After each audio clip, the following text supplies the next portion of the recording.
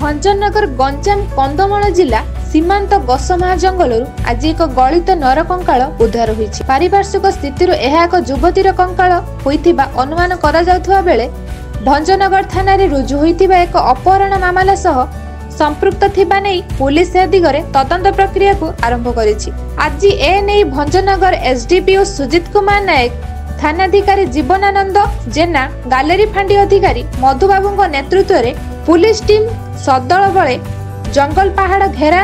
नर कंकाल ठाब स्थान रे पहुंचीथिले। एक गछरे कपड़ा सह चुटी लागी झुलुथुवा बेले तळे शरीर रे विभिन्न हाड़ और कंकाल पड़िथिबा देखियाकु पाइथिले। उक्त स्थानटी चकापाद थाना इलाकार होइथिबारु पुलिस संपृक्त थाना अधिकारी को सूचना देबा सह सेही थानार पुलिस पहुंची केस नंबर 4/25 रे एक मृत्यु मामला रुजु करी मृतदेह जबत करी ब्रह्मपुर एफएमटी को पठाइथिबा जणा पड़िछि। सूचना अनुसार भंजनगर थाना इलाका भालुगड़ा ग्रामर जने नाबालिका युवती को 1 मास पूर्व केही अपहरण करि नैथिबा संपर्क रे तांको बापा भंजनगर थाना रे लिखित अभियोग करिथिले। एही परे पुलिस केस नंबर 737/25 रे एक अपहरण मामला रुजु करिथिबा थानाधिकारी श्री जेना सूचना दैछंती। एहा परे आज कंकाल मिलिबा परे पुलिस तदंत प्रक्रिया को त्वरान्वित करिथिबा बेले उक्त घटना रे संपृक्ति संदेह रे किछि जण को अटक रखी पचरा उचरा करुथबा जणा पड़िछि। थानाधिकारी निजे एही मामलार तदंत करुथिबा बेले एफएमटी रिपोर्ट आसिया परे एहा आत्महत्या ना हत्याकांड प्रकृत घटना जणा पड़ियो बोली एसडीपीओ श्री नायक प्रकाश करिसंती। मिलित भावे भंजनगर और चकाबाद पुलिस एही घटनार तदंत करुथिबा से कहिसंती। गसमा जंगल रे जो घटनाटी घटी प्रकृतर घटनाटी कोन ए विषय सर कोन कहि हमर भंजनगर थाना रे गोटे केस हेची केस नंबर 736/25 सेदिरे हमर तंगना हेले जगन्नाथ मल्लिक घर हला भालुगुड़ा दुदरलुंडा पाखरे भंजनगर थाना पीएस लिमिट तांको झियो कोन मासे हला सी गोटे पिला सहित जाइए से पिलाटा नहीं जाइए जबरदस्ती नहीं बोली कंप्लेन कले से बाबद आम भंजनगर थाना इमिडिएट केस करके इन्वेस्टिगेशन कलापर जना पड़ा एवं जो आखपाख गाँव लोक सहायता जाना पाइले कि जो आम गसमा जंगल पाखे अच्छी कंधमाल एरिया चकापाद थाना एरिया जाऊँगी गोटे स्केलेटन पड़ी और पाखे लुगापटा किसी मिली संगे संगे पुलिस आसी देखला बेलू गोटे झुलंता अवस्था गोटे पुराणा हो अबाउट डिकम्पोज हो जाइए ओनली स्केलेटन जहाँ पड़ा सेटा संगे संगे आम चकापाद थाना को इंटिमेशन देलु जेहेतु यहाँ चकापाद थाना एरिया जाऊँगी चकापाद थाना स्टाफ पहुँचती इनक्वेस्ट चली आम भंजनगर और चकापाद पुलिस मिलित तदंत चालू रही।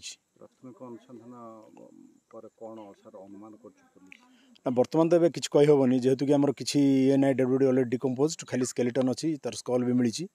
तार जो लिगेचरटा झुलंता अवस्था अच्छी से बर्तमान एफएमटी पठाब आम पोस्टमार्टम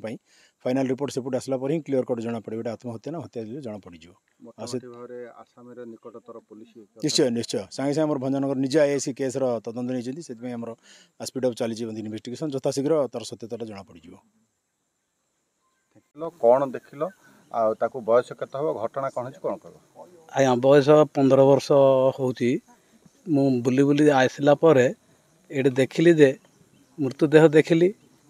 तेणुक मुझे भल कि ये मुह नाला खाली हाड़ जुड़े थिला सी आपनकर कौन हम सी कुआ जाइथिला कौन पूरा झील मसे है पलि आइला मु बाहरी थी मु 3 दिन पर आइला पर मुझे खबर जो जानली मो बंधु बाटू सब बुल देखिली देखला पर नाई तापर मु शुणिक निजे आसिक बुलिली ए जगह देखिली जो मु एफआईआर काली देइथिली आज खोजिक देली फोन कला को पुलिस थाना सब आसिले आपण एमती लोक पचार पचर करके मुझे ताके निजे कही ना मत झील झील ता मन इच्छा मु तो बाहर थी मस है 3 दिन मु घर को आईली तथा शुणिल कौन का साथी आसी कोठी आसी से लालव बोले कि कंदियार आदर को बोले कि ना लालव लालव मलिक कंदियार पुओ सी आनी बोली मो झियारी कहला कहला बोले हाँ अच्छी तो झील बोला पर यहाँ इमती मृतदेह किए मत जन ना आणिक मारिदे बर्तमान तांगे जो लुचिले मारिदे आका पुलिस घटना पुलिस से पुलिस आसी ना आम निजे देखला पुलिस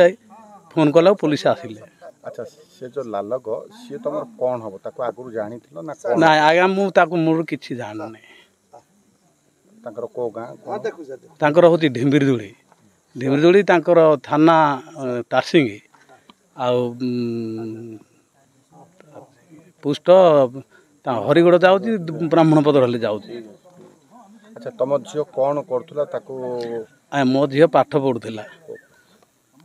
7म क्लास पाठ पढ़ुला से बाहर जाइए आ गोटे द्वितीय गोटे साइकेल परीक्षा परीक्षा देती परीक्षा रिजल्ट बाहर नहीं स्कूल जीव बोलिक बाहर जा खटिकी जहाँ बस फ्री ना पिला कि बंचे बोली मुझे बाहर जा खटिकी आइला ए घटना मुझे तो शुणी एमती ये कम हो दोषी की कौन हो दोषी की दंड दि जाव दोषी की मारे कि मार बोले मार मोर तो झील पलैला ना।